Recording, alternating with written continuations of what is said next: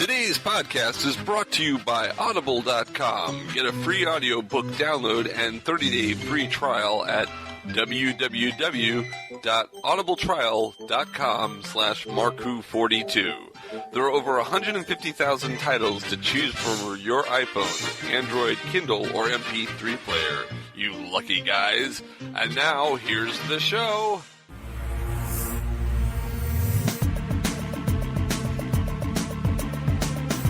Hello, this is Dr. Scott-viguie, Dr. Geek of Dr. Geek's Laboratory, and you're listening to Mark Who 42.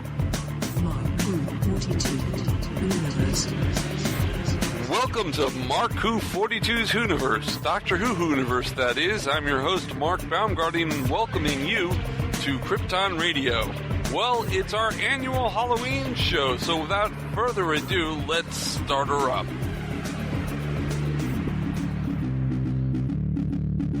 This week, our show is a special show because Halloween is coming up next week. We have Scott-viguie, Dr. Geek, with us, and we're going to talk about Halloween and ghosts and things that haunt the night, aren't we? Hello, everyone. Yes, absolutely. Scott, thank you for coming back to the show. It's my pleasure. It's always fun to hang out with you guys. And before we get into the Halloween stuff, because this is a Doctor Who show, let's do a little Doctor Who science. Alrighty, let's do it. I would like to talk about a chameleon circuit. The chameleon circuit. The TARDIS is a time and space vessel which is supposed to be able to change its appearance using the chameleon circuit. It's stuck in the form of a 1960s London police box, but it's supposed to be able to change shape. Dr. Geek, is there any basis to a chameleon circuit? Is there any way of doing this? I am so glad you asked. And the answer is, well, maybe. Because obviously we're not at the level of Time Lord science, but one of the things we have learned is what you see depends a lot about how light hits that object and comes back to you.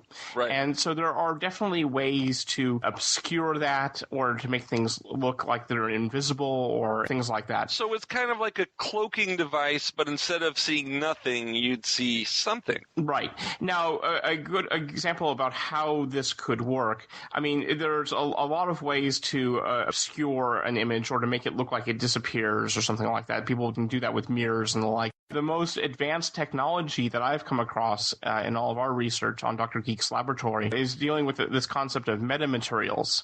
Now, metamaterials are designed to be able to present a certain image back to the eye, but it has to be in ideal conditions. Those metamaterials have been designed to work with a specific object in a specific environment, so it cannot move and it has to remain in that environment for it to work. So, you know, if you adjust the lights or if you move the object, things will get obscured and you will notice something's wrong. The TARDIS can turn invisible, and we can turn objects invisible, and with metamaterials, you could really make it work much better than, let's say, the invisible car from James Bond.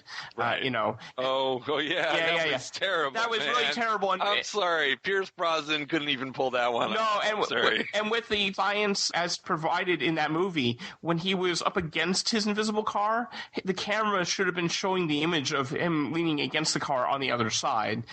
True. Yeah, was a little inconsistent there. With Doctor Who, there's the episode where they go into the White House and he turns it invisible. And with these metamaterials, we could accomplish that. Now, the chameleon circuit goes one step further because while the outer shell is smaller on the outside, we don't exactly know what the base mass is for that shell. You know, there is the episodes during the Sixth Doctor era, I believe it's the Attack of the Cybermen, where he actually gets the chameleon circuit working for a while and it becomes an organ, it becomes an urn, and all that sort of stuff. Well, the Master's TARDIS was able to change into a column, right. A grandfather clock, and back in the Hartnell days, the meddling monk, the Doctor was able to get his chameleon circuit to change it into like a bicycle at one point. Right. It becomes an issue of conservation of mass, but let's say for the sake of argument that the outer shell of the TARDIS is roughly the mass of the London police box, so that it's not shrinking in size or becoming gigantic. Then having that shell appear as similar sized objects is something that we could do and would probably use metamaterials to do. do it. It's, like I said, but it's very environment specific, which also kind of works with the science of Doctor Who, because in a perfect world, the TARDIS would be scanning the target date and time and pick something appropriate to blend in with the environment. Exactly. Yeah. Well, so I was ready for that one. You were ready for that one. Wow. We totally threw that on him because all we had Scott prepare for was Halloween and ghosts. Ooh. Well, actually, this is Halloween connected because it's the TARDIS costume, right? That's true. Ah. That's true. Oh, cosplay for the TARDIS. Yeah. Why not? Oh.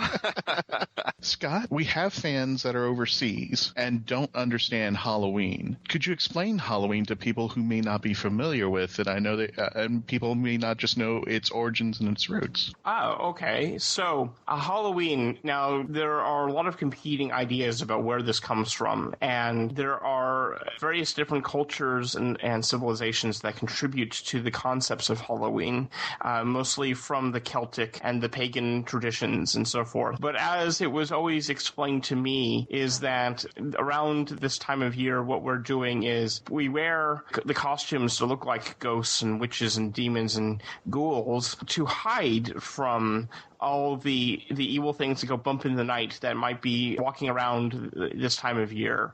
And that way you blend in. That's how it was explained to me as a young boy. I don't know which one of those mythologies is actually it's pulling from. Many of the religious calendars have holidays in and around here. Halloween is right next to All Saints' Day and so forth. And so there's a lot of different traditions that go into ancestor worship and so forth. And as you know, as Christianity marched throughout the globe, it worked with and sometimes overlaid and adapted to the cultures that it found. And so that's why we celebrate Halloween, as I understand it. Okay, so the dressing up politicians fit right in with the theming going on over there. Hide in the dark. Actually, you know, I'm a big fan of it's The Great Pumpkin, Charlie Brown. The Great Pumpkin. I love Yes. The Great Pumpkin. I love The Great Pumpkin myself. And I was joking with Debbie the other day. I'm How like, about that's the Slutty Pumpkin from How I Met Your Mother? Mother, right? Exactly. Oh, I was joking with Debbie the other day going, that's it. We need to have like a sincere pumpkin patch and see if the Great Pumpkin will bring us toys, you know, and all that stuff. And if we ever have kids, I want to see if I can, you know, start that tradition. But, you know, I don't want them to get picked on for having non-denominational differences with Santa Claus, you know. why is it the Great Pumpkin? I think it's because Linus Van Pelt is just very precocious and he sees the world a little bit differently than everybody else. He is the conscience of the Peanuts gang, and of course he thinks about these things deeply. And I love the fact that he thinks that you need to find a sincere pumpkin patch. What I would love to know is who told Linus this story, right? Because clearly he got it from somebody. We never meet the parents, so you never know what type of sense of humor they may have. Well, the parents really couldn't talk to their kids much. It was basically... Exactly. Yes. I mean, that was my teachers in high school. I was just like, "Hey, Mrs. B, how I turned in my paper." Okay, never mind. And Christian has tuned out. Let's get into the ghost aspect of the show, the Halloween episode that we're doing today. Now, ghosts have actually been a part of Doctor Who for a while, or at least the idea of the scientific explanations of ghosts, psychic emanations, things like back in Image of the Fendel with Tom Baker, Fetch Priory was believed to be haunted, and there was something called a relative continuum displacement zone, which leaked images and other phenomena from light years away on other planets onto Earth. So it was like images that were displaced through the relative continuum, I guess. I guess, well, actually, you know, pulling a real science or an attempt to do that, I was on a panel at DragonCon a while back, and we were talking about practical time travel, and one of the things we were talking about was wormholes, and one of the concepts of a wormhole is the idea that the event horizon would show you the destination that it was connected to. So, you know, if you opened up it'd be like a portal, right? The portal gun. You'd be able to open up a portal and, you know, look in and see Mars if it would, you know, connect to Mars or whatnot. And so this is the same sort of thing. If there's a displacement in space and time, what you're seeing is not the local space, but where it's actually connected to. I had that same problem when I walk into an attraction at Walt Disney World. Totally displaced. Everybody's weird and dressed the same.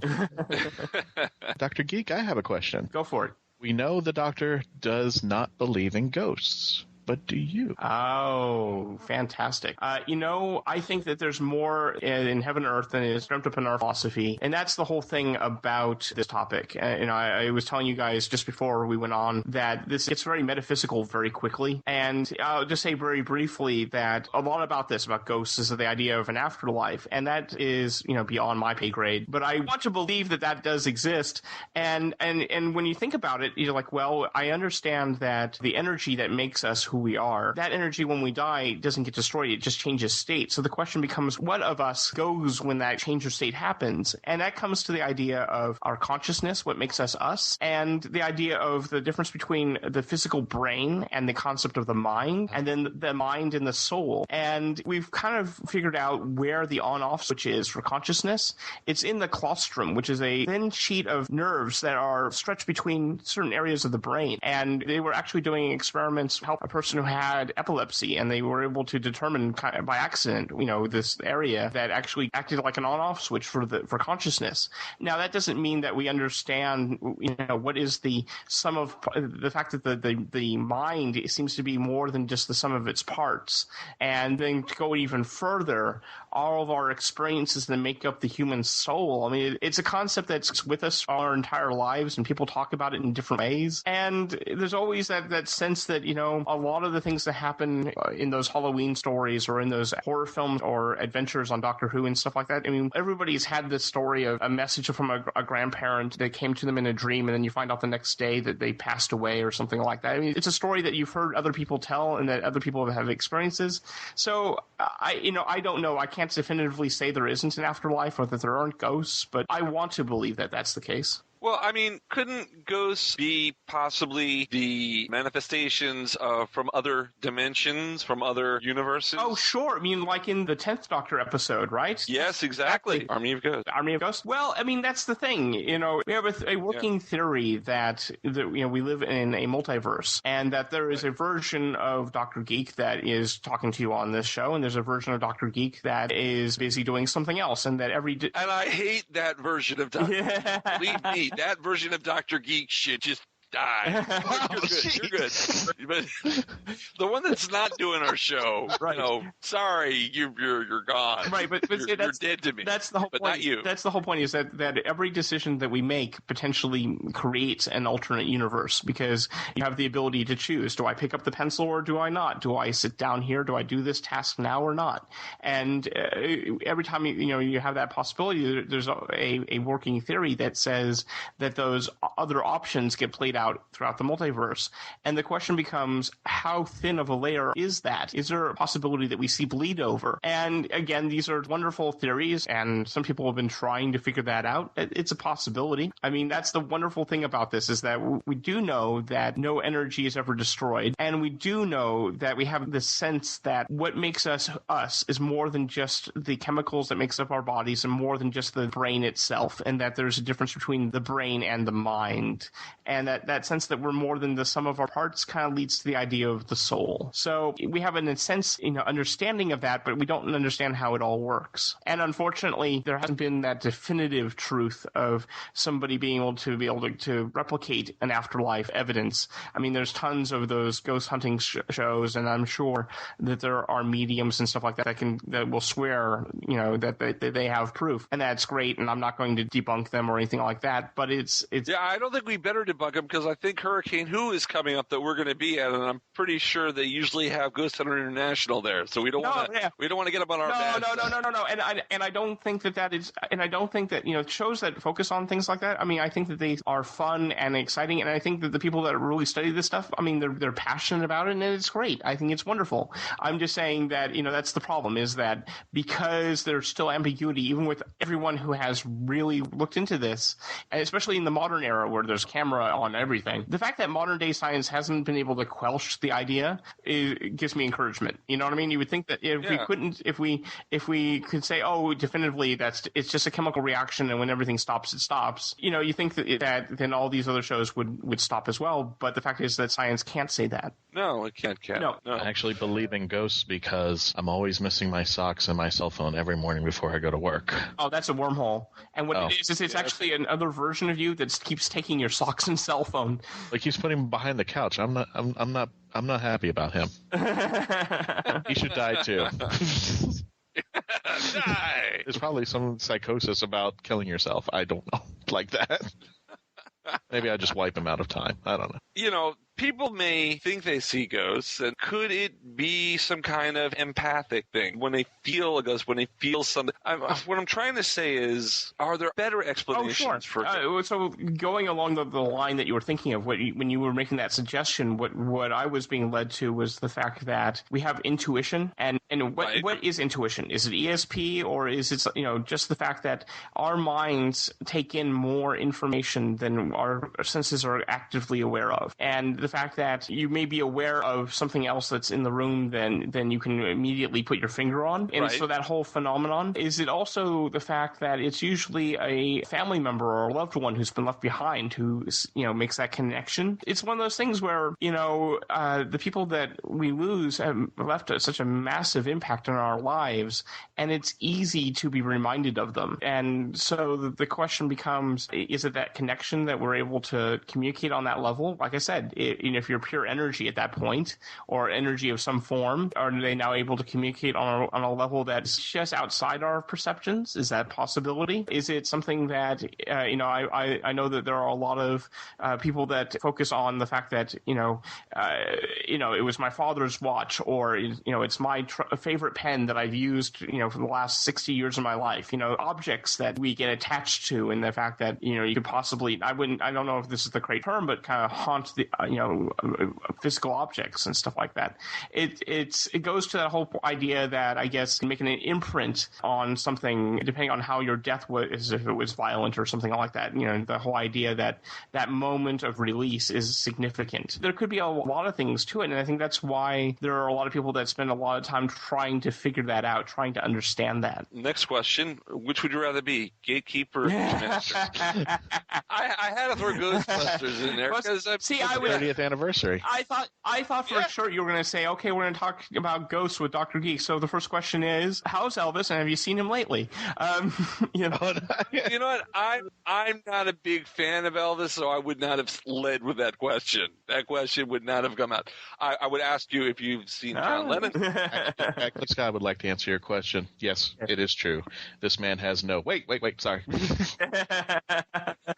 I love Ghostbusters, and the thing that some people may not know is the fact that the idea of Ghostbusters and all that stuff goes very much to Dan Aykroyd and his family. His family has a very strong history in spiritualism, and some of his family's diaries are actually been published, and it's a fascinating read. It's about seances and that whole thing, and that the original draft of Ghostbusters that Dan Aykroyd created was a lot darker and a lot more serious, and it dealt with pan dimensions and concepts that we're talking about here on this show, and that what we got was the comedic, more commercially accepted version of the story, and I'm sure he's happy with it just because everybody in the universe fell in love with that film. But that's where it had its origins, and if you're interested in the spiritualism and ghost hunting and ghost busting, definitely look at get the books written by his family, and it's just very fascinating. Oh yeah, it sounds interesting. I didn't know that. I didn't know that at all. I think what's more interesting is how he got Donna Dixon.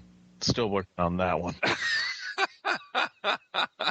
Yeah, Dan and Donna. That threw me too back when it happened. Must have been Spies Like Us. I don't know. It was totally Spies Like Us. Okay, I saw that movie like 4 times in the first week of release. I don't know what got into me on there. It's great comedy. I mean, the way they play off of one another is just fascinating. Are you kidding me? The opening scene alone, my God, I could watch that in loop.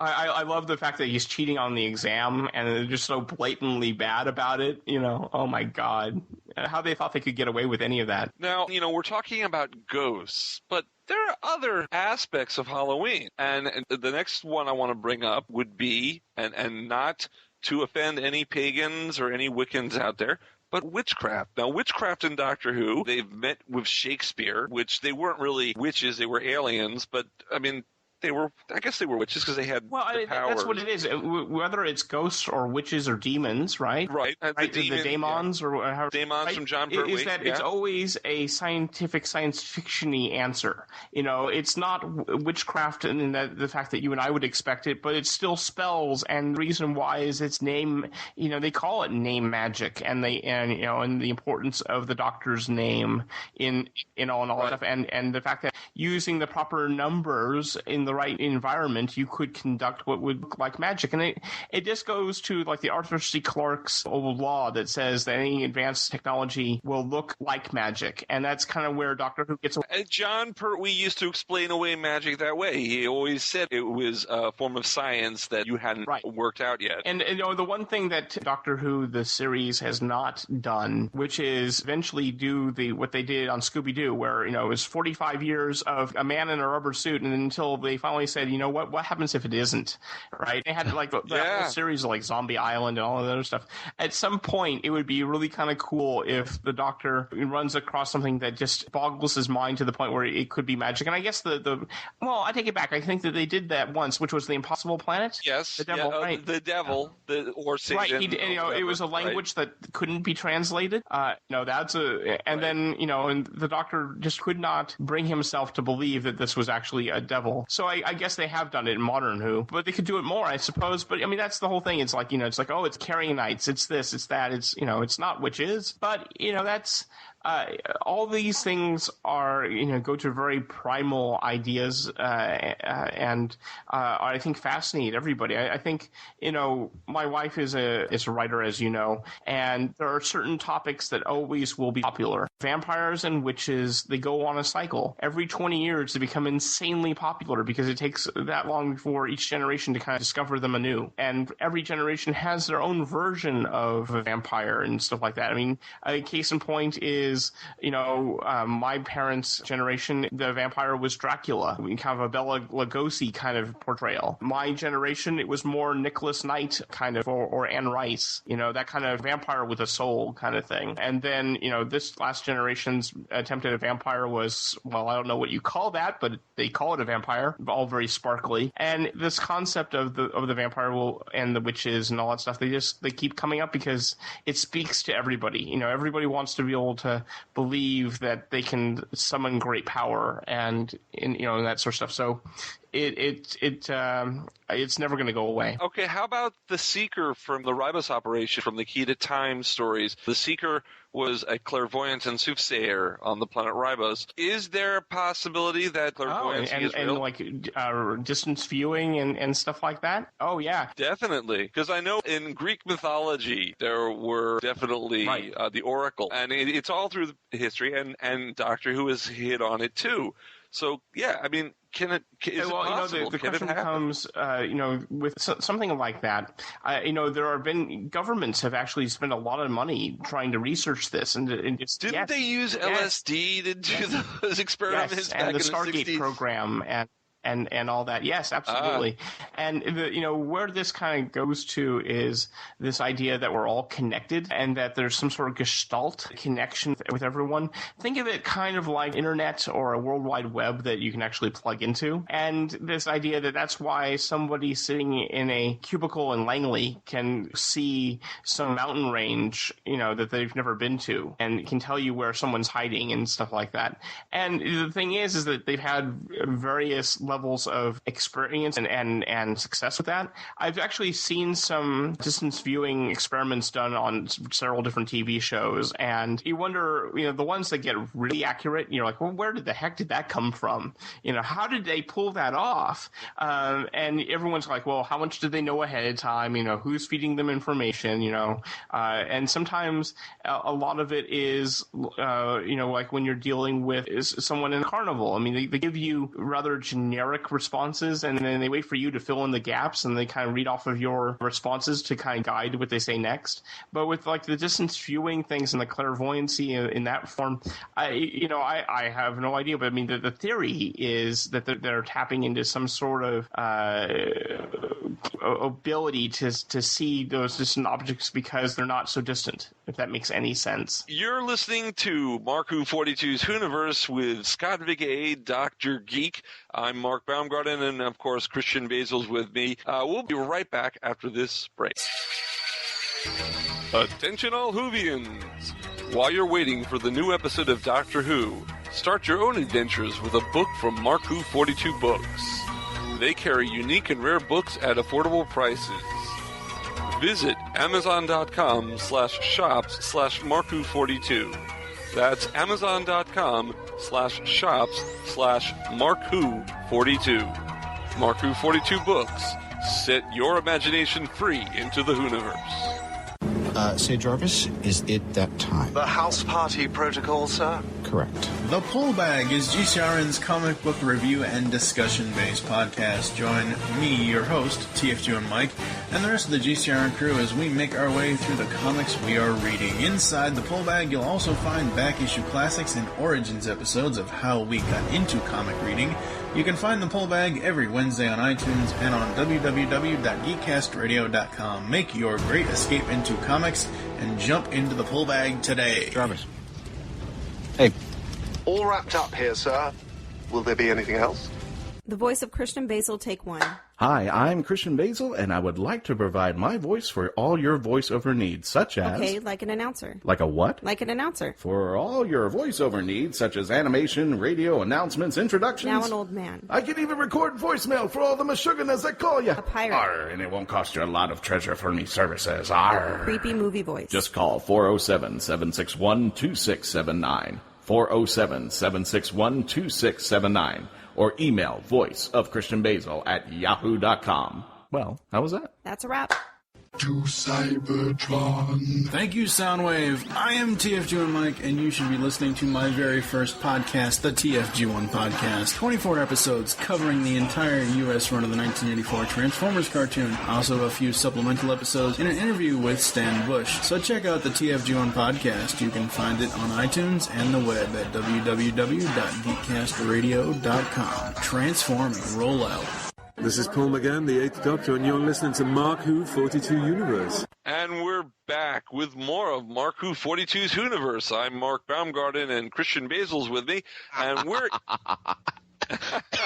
yeah. Happy Halloween, everybody. Yeah. We're still here, and we're still with Dr. Geek himself, Scott-Viguie. Hey, Scott, how's it going? It's going great. So, Christian, you had a question for Scott? Yes, I do. Since you're a man of science and we're getting science through fiction, knowing all the classical monsters, the stereotypical monsters, vampires, zombies, werewolves, the Frankenstein monster, with the science and technology we have today, which of these monsters do you think are coming to its fruition? Ooh, that's a good question. That is an excellent question. I like that. That's why I have him on the show. Oh, to ask questions like that. No, actually, I have him on the show to be rude and obnoxious to the guests. But asking questions is a good second. It's a good second. You know, I'm going to have to go with zombies. Oh, feeling too. Really? I truly get that. Yeah, because dead zombies or sick zombies. I think probably sick zombies. Sick zombies. That's what I was thinking. Yeah. I think that because if you think about it, a lot of those other ones would say, vampires or mummies. That's an undead in a way that doesn't make a lot of sense with science as we understand it today. It doesn't mean that we can't learn something new that will explain vampirism in the more classical sense, and stuff like that, or the animation of a dead tissue in that way of, I would say, Frankenstein's monster or the mummy. But the idea of a virus that will attack your brain and your ability to reason or be able to articulate like you would normally, and something that could be contagious and something that could cause you to be ravenous and do other things. I mean, just think about the people that have been reported to be on bath salts. The fact that God. And that's your neck of the woods there. Right? Oh, yeah. I mean, but think about it. If you think about those stories and think about different viruses and stuff like that, I mean, that's the one that I think of when I think of, like, if any of the classic monsters are going to happen, it's most likely going to be that than, anything else. Not the creature from the Black Lagoon, though. No, but it's you don't think there'll be a species that we'll find down there? Well, cryptozoology, that's another thing that's just fascinating. I think people have this idea that thanks to like Google Earth, that we know every inch of this planet and there's no way that anything can hide. And then next thing you know, some species of fish that was supposed to be extinct for millennia is found, right? Right. So there's always room for something. And I'm personally rooting for Bigfoot. And I'm hoping he's bionic. I was going to say, $6 Million Man. There were several episodes with Bigfoot. He was a recurring character on the $6 Million Man. Well, it was the groovy, funky 70s, man. Wasn't it an alien robot? It was an alien robot, yeah. Yeah. And but if you think about it, it was right, the $6 Million Man and In Search Of were on this thing where... In Search Of, yeah. Where it was essentially, like Bigfoot was the man for the 70s. So, so anyway, I would love to believe that the Yeti and the Sasquatch, stories are leading to something, and that, we just haven't found, something, definitive. And it's always kind of disheartening when they do like a DNA test on something that they thought for sure was Yeti fur, and it turns out to be a yak, but or just some guy in the background who lives in a cabin who just hadn't discovered razors or soap yet. So right, or they just came from Dragon Con. Sorry. Oh, gee. Wow. Well, what about the show Finding Bigfoot on Animal Planet? Don't they find Bigfoot in every episode? I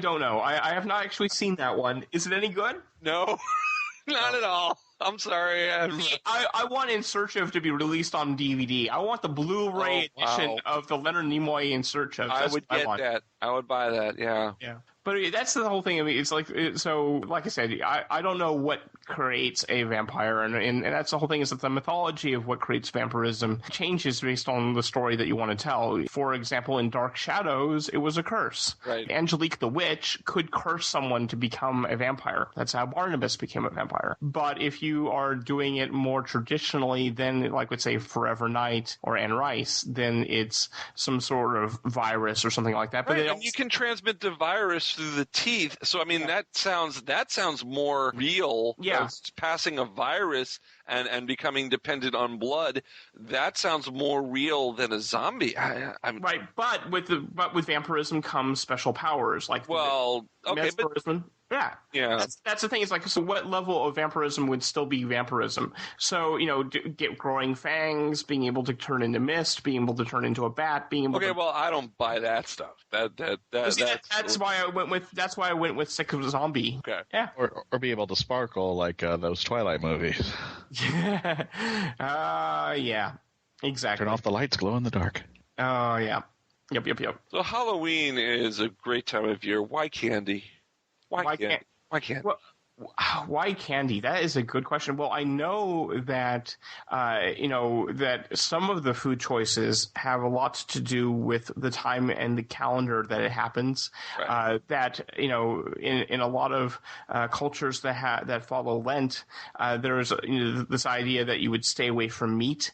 Right. And that's why apples and other things and other vegetarian-style food choices were popular around this time of year. So that's kind of where you get the bobbing of apples and stuff like that. Candy is completely artificial. It's completely artificial, but it's that the modern practice of Halloween involves tricks and treats, right? Right. The idea is that hey man, originally it was your choice. Come knock on the door, trick or treat. Give me something, or I'm going to do something to you. Right. And so now everybody just says, look, it's easy. I'll go to the store. I'll buy 2,000 pieces of candy, and everything will be fine. It's no surprise. I live in Central Florida near Walt Disney World, and we had, the year we moved here, 2,000 trick-or-treaters, and that's because the town I live in actually is a bit of a magnet for this sort of thing. We have a pirate ship, a house that turns into a pirate ship and everything like that. Oh, I know where you live now. I've just figured it's in Celebration, aren't you? Yeah, we know I've where seen you that are. house. We know where you are. And they Gorgeous house. and they bust people in, and it is this thing. Don't egg his house, folks. It's not a good thing. No. But I tell you what, though, we had two lines. My wife and I each had a bucket, and we formed two lines. And she was like, "Look, we only have so much candy, and plus there's so much traffic. I can't get to the store to get more. So one piece of candy per customer, right? Well, I am a big Superman fan, and there was this one little boy who must be like 4 years old in a Superman outfit, and I was like the easiest touch in the universe, man. He came by 3 or 4 times. I kept giving him more and more candy, and at some point, my wife was like, "Stop it! What are you doing?" I'm like, "I can't turn him down. I gotta give him candy." It's just it's fun. I love the Halloween time of year because, like I said, my wife and I are part of the industry that tell these stories and love the costumes and the mazes and stuff like that. Debbie was once a maze monster for Knott's Berry Farm, the oldest running haunt that happens in a theme park.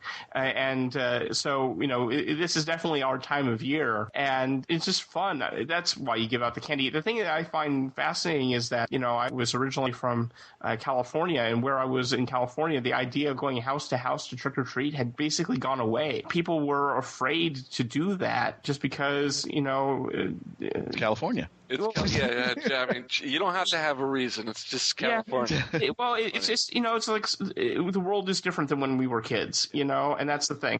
That's the thing, but that's the thing about what's wonderful about where we are here is that there is that kind of a sense where the community is safe and we can have these big parties and big actions for the whole community and stuff like that and just have fun. Halloween is going to be fun. What are you going to do for Halloween, Dr. Geek? Oh, well, And are you dressing up? Oh, yeah. Probably as myself, which I know is not really the point, but we are going to probably be going to the Mickey's Not So Scary Halloween event. I went there last year. That was fun. Yeah, that was fun. Debbie sees it as a challenge to get her weight in candy. And we got a lot of candy, and we gave it away at Hurricane Who. Yeah. That's really cool. And of course, the highlight for us is the Headless Horseman at the beginning of the parade. Big fan of that. Actually, one of these years, I've got to go to Sleepy Hollow. That would be just really awesome. Oh, yeah. I think we're going to be handing out candy, and I think we're just going to be having some fun. We've got some friends who are visiting from out of town, so I think we're going to maybe try to do the Universal thing and stuff like that and just try to avoid all the zombies. Yeah, because those zombies are real. Referring to zombies as the other parents who are just falling asleep because their kids kept them up until like 3 a.m. We're going to Disney. Mommy, we're going to Disney. Let's dress up now. It's only 3 a.m., kiddo. Go back to sleep. And how many times can I hear Let It Go? Oh, no. Don't even go there. Okay, now, just to remind people, this is a Doctor Who radio show, Mark Who 42's Universe, so I have another Doctor Who science question. Go for it. Sonic screwdriver. Well, okay. So we know we can use sound to move objects, and there's actually someone who has been working on that concept and to actually move an object like a screw with sound. So that very simple task of, taking something that was maybe a pen light in size and manipulating a piece of metal is something that is grounded in plausible science. Of course, how much energy that would take and how would you focus it and all that sort of stuff. These are things that we're still working out. But as you can see from some of the projects that are, you can go and Google this, you can see it work. The device looks like a gigantic aquarium. It's massive and it's bulky and there's no way you could put it in a pocket and all that stuff, but it can move an object a couple inches. The problem is that the sonic screwdriver has become a magic wand. Yeah, I hate that. There is not a thing it can't do. And while I am all for a multifunctional tool, I think that it has lost more and more credibility as time goes by. Originally, the Visitation was the last time that the classic series saw. Yes, the pteroleptals destroyed his sonic screwdriver, his best friend. And he didn't rebuild it, which was great. Now, the reason they got rid of it was because the writers said, wait a minute, it's too much of a cheat. You give the Doctor the sonic screwdriver, and he can get out of any door, he can get out of any problem, and we just got to make things a little bit more difficult for him. We got to show him thinking. Well, back then the show was over a series of episodes, so you had time for them to be locked up in a prison cell and work how to get out of it. Right. But nowadays, you've got 45 minutes, the show's over. So a sonic screwdriver as a lock picker, that for me is fine. But it goes way more than that, doesn't it? Exactly. No, and I'm right there with you, Mark. I mean, I totally get it. And in fact, when they brought the sonic screwdriver back, they immediately addressed the reason for it. And they said that not only is it a part of Doctor Who and everyone thinks of it, even though the 6th Doctor never had one and the 7th Doctor only had it in the telemovie, was that in the short time that they had to tell a story, they couldn't waste time. So just letting people to pick a lock, great. So I think we're all on board. What happened was slowly through the end of the 9th Doctor era when he started to use it as a medical scanner and be able to, where he implied that there were other settings that they could do other things. And really during the 9th Doctor era, for the most part, it was a lock picker. And then. Well, it also put together barbed wire. Yeah. And that was a Stephen Moffat story. And Stephen, you're overusing it. Right. But even then, you're like, well, if sound can tear things apart, maybe it can weld. Oh, okay, fine. But at least it was that. But when Matt Smith started to, look at the stem of it and make it look like he was taking a reading, you're like, I have the prop in my hand. There's no readings there. There's nothing there. What are you doing? And so it has progressed to the point where it can do absolutely everything and anything. And I like what the War Doctor said when they were using the sonic screwdriver as a weapon. What are you trying to do? Build a cabinet at it? Right. Why are you holding it like a water pistol? It's a scientific instrument. And yet he does hold it like a water pistol towards the end. But I mean, I do love the banter with the War Doctor because he really did stand in for the classic era, and it was a commentary on some of the childishness of the new series. Not that that's a bad thing. I'm just saying that he was the one that could kind of put the Mickey out of it and kind of go, hey, do you have a problem talking like an adult? What is the problem? But the sonic screwdriver, I can tell you that if you want to move an object with sound, we can maybe make that happen. But if you want, and the whole idea of deadlock seals and then getting around that law and it doesn't work on wood. I mean, everything in science fiction has to have one silly weakness, right? Right. Yeah. And in Dr. Geek's lab today, to move objects with sound, we have Miss Bonnie Langford. Yeah, right, exactly. You know what? I've noticed in the Big Finish audios, Bonnie doesn't scream. No. She doesn't scream. No, she doesn't. No. They really made the character work, Mel.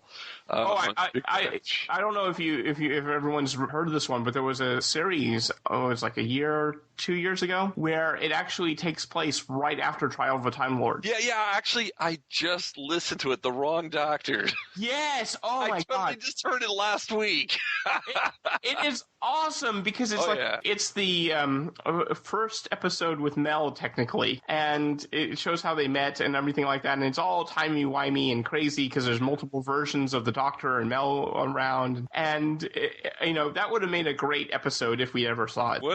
It would have. My first introduction to an audio Mel was the What Ifs collection, He Jested Scars, with the Valyard. And it was a totally different take. And not only that, but we got to see a very darker Mel. Nothing like we saw in the TV series. She was really dark and basically came to the conclusion that I got to save the universe. I must kill this Doctor. And what it was all about, it was just really dark and goth. It was and the ending was just really bizarre. I feel bad for Bonnie Langford because really, honestly, her character of Mel never got a fair shake. No, never did. And it was awesome that she was introduced to us out of sequence. I mean, people went. See, this is the thing. You do that in Trial of a Time Lord, and then the first few episodes of the 7th Doctor, where you never know how they actually met, and people complain. You introduce River Song like that, and all of a sudden, everyone thinks that Stephen Moffat is a genius, and everyone loves River Song. I think think that it goes to, like, people, they mention her background a little bit, like she's got a photographic memory and that she was a computer programmer. But if you notice that in all the episodes she was in, her computer programming skills were not relevant whatsoever. Oh, yeah, they never used it. Never used it. All she was good for was carrot juice and the exercise bag. Yeah, so why couldn't she have been, a physical trainer? That would have been nice. Yeah. Right? And but at least Perry's desire to be a botany student was important in at least one episode. Yeah. That came into play somehow. I don't know. I just think that they were just randomly picking words. It was the 80s. We'd see how big can her shoulder pads be, and we'll use the word computer, so that'll work. There we go. We've got a modern companion. Christian, do you have any more questions? Because we're just about out of time. Scott, what's your favorite horror movie, and what did you like most about it? My favorite horror movie? Well, I hate to tell you this, but I don't have one. I like the classic horror films, I guess, like Dracula and the like. The Universal Monster. I like the Universal Monster films. I like those a lot, but I'm not into like the scary films. I'm not. That's more of a Debbie thing, and that sort of thing. After all the things that she writes about, but I kind of like the Universal Monsters. I like the Dracula film. I like the Invisible Man. I mean, I think that one is very much a horror film, but it's not one that immediately pops to mind, I don't think. And on that note, what do you think is the most scariest episode of Doctor Who ever? Good question. Time in Irani. And on that note, we're going to end this interview. Thank you very much, scott-viguie, Dr. Geek, for coming on our radio show. Oh, it was a pleasure, gentlemen. Happy Halloween. Happy Halloween, everyone. Well, having one Halloween thing on our Halloween show is pretty cool. But, Halloween is a time for dressing up and going out and cosplaying, basically, for candy. So we thought, what would be better than to have a couple of cosplayers on our show for you? So here goes. We're here with a couple of geeks.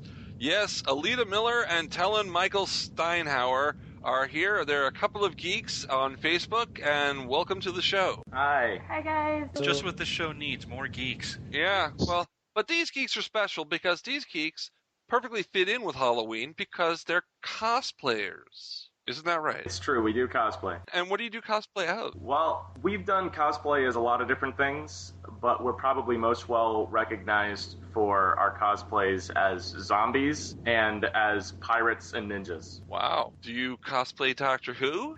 We actually haven't yet. What? You haven't cosplayed Doctor Who? We've actually been toying with the idea of doing one, but we haven't decided on one yet. It is on our list of things to eventually do because we are big Doctor Who fans. Yeah. That at least saves you. Done a Doctor Who cosplay yet. I know I went one year and I was decked out in Doctor Who stuff, but I wasn't necessarily a character or anything. I was more like a Whovian, I guess. Or a sexy TARDIS. Sexy TARDIS. Those are always good, sexy TARDIS. If people want to get into cosplay, what should they do? I mean, really, is it a matter of just being creative or... Well, I got started cosplaying when I started going to conventions. Well, that's usually how most people get started cosplaying. Yeah, pretty much. My first convention was J-Con, which is now long dead. I got started because my friend was running a anime club in my high school and said, hey, come with us to this thing. I go, all right, well, what do they do there? Well, they dress up in costumes as video game characters or anime characters. I'm like, well, I don't know any anime characters except from, like, Freddy Curry. And one of my favorite video games at the time was Metal Gear Solid, and I've been playing Airsoft and all sorts of different things, and I've had a bunch of gear. I threw it all together and went as Solid Snake to my first convention and just wandered around. Nice choice. To get started with cosplay, it just takes wanting to do something. Now, does it take courage? Because, I mean, you're walking around in strange clothing that you normally don't wear. For some costumes, very sexy or provocative. Does it take courage to cosplay? I know for me it was very scary because I came into it not really knowing much about the world and other random internet stuff. and dating him, I've always been interested in dressing up and being creative. So like Halloween and things like that were always my favorite holiday because of that. And I started going to AFO with him. That was my first convention. Even though I wasn't big into anime, he kind of like, hey, this is something that he'd been going to for years. And since we had just recently dating, I'm like, well, let's find out about this world that you're like involved in. It was very scary because like the culture, the people, I didn't know what to expect. I think the first day we went, we were zombies the first day. Yes, we chose to do zombies because, well, speaking of Halloween, I was cosplaying a hunter zombie from Left 4 Dead, the video game, and Alida, I asked her if she wanted to dress up in a costume with me. She said, yeah, what should I dress up as? I go, why don't you come as just a generic zombie or infected? She goes, okay. And so we did each other's makeup. It was really fun. I even ran over our clothes with my car. That distress look like you got run over by a car. And what did the neighbors say when they're watching you do this? Fortunately, nobody was watching at that time. Oh, okay. Or so you thought. Or so you thought, yeah. Now, Talon, when you ran over the clothes, you did remember to take Alida out of the costume before you ran it over, right? Yeah. I think that this would be a much different interview if I had. This is a Doctor Who podcast, and I know you said you haven't dressed up in Doctor Who cosplay yet, but when you do you have any ideas? Well, there's a lot of characters in the Doctor Who universe, and that gives us a lot of options. When I cosplay, I like to find a character that I may look slightly like. It makes it easier. Okay. But I don't know if there's any British actors or characters that I look very much like. I look very German, but not too super German. When did you guys start watching Doctor Who? Because you said you were fans. Yeah, I actually was a fan before him. I actually grew up watching Tom Baker with my dad. Woohoo! Yeah, and I don't remember Don't cut her mic. Keep her mic. So he was the one that I grew up with. I remember like flashes of it, but not a whole lot of content to the shows. But I definitely remember liking watching it. And there's a couple of episodes. There was one that I remember K9, really liking K9. There was this episode with this bug or spider or something on somebody's back. I remember that being terrifying. One of the spiders would have been John Pertwee. Well, it was on reruns when we watched it. Yeah. May have been a couple of those that I had seen as well. But the ones that I really remember watching was Tom Baker. Yeah. My dad had a Doctor Who scarf where he had tied two scarves together. Not tied, I'm sorry, sewed them together. And he wore this all the time as I grew up as a child. You know, every winter that scarf came out. You were kind of predisposed to being one of the couple of geeks, I guess. Pretty much. He's wearing the scarf all the time. Yeah.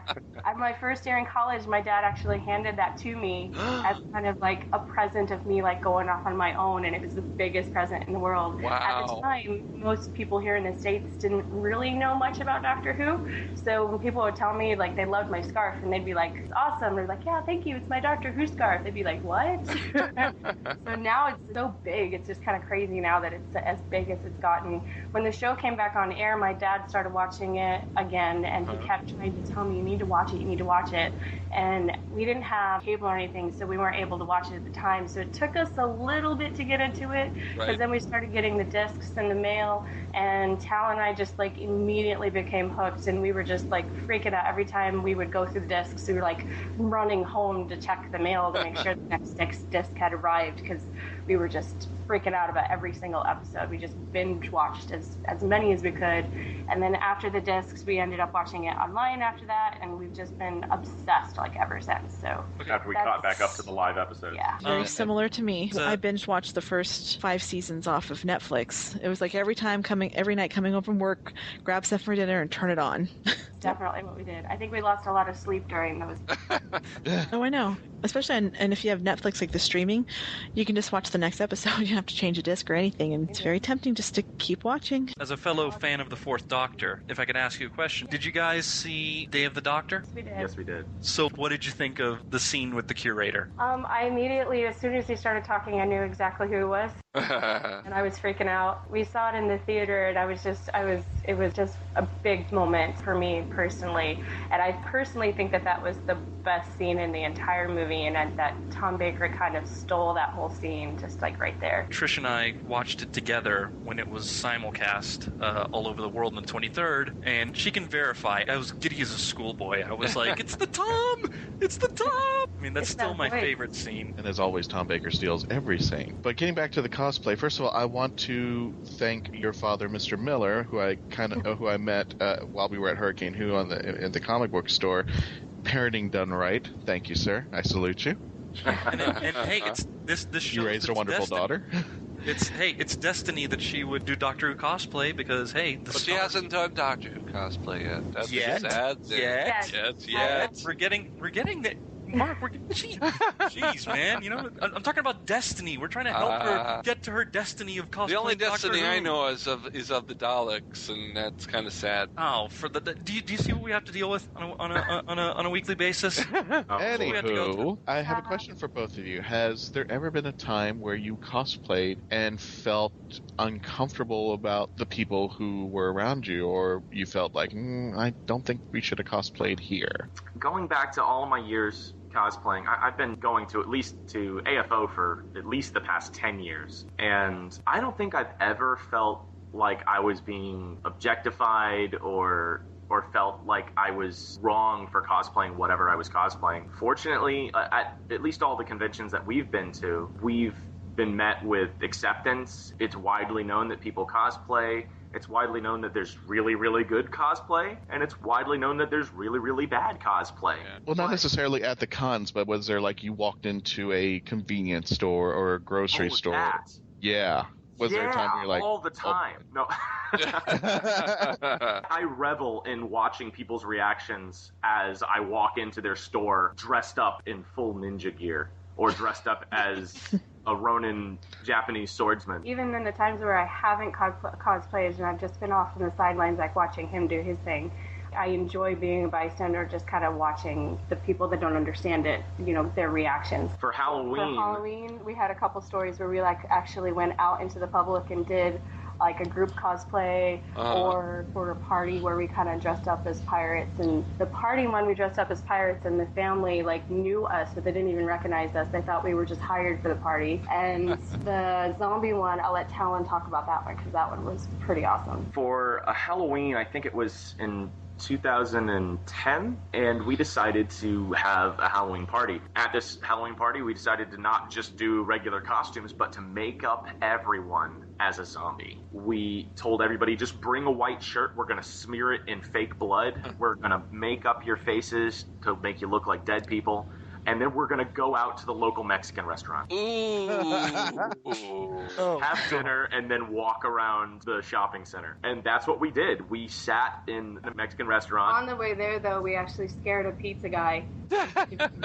Yeah. He ran away from us. But we went and ate in the restaurant, and everybody was kind of giggling at us, and they enjoyed us being there. And then we ended up walking down that shopping center, and there's a Publix and a Blockbuster at the time. Rest in peace. Well, we walked through the Publix and kind of zombie walked through it from one door to the other, and then we walked past the Blockbuster as well. And this was like several years ago, and we were just shopping last weekend. We hadn't been to this Publix for months, and some of the employees still remember us from that day. They were like, "Yeah, you guys were those zombie guys. Like you were, we remember you." And it was kind of a little weird to be like, "Oh wait, that's kind of cool." Like we were like almost like public zombie celebrities. It was really interesting. What's the most elaborate character that you've dressed up as? In my case, the most elaborate is my Ronin swordsman cosplay. One of the main pieces is a vintage Japanese yukata, which is basically like a men's kimono from Japan. It's from the 1980s, and I walk around with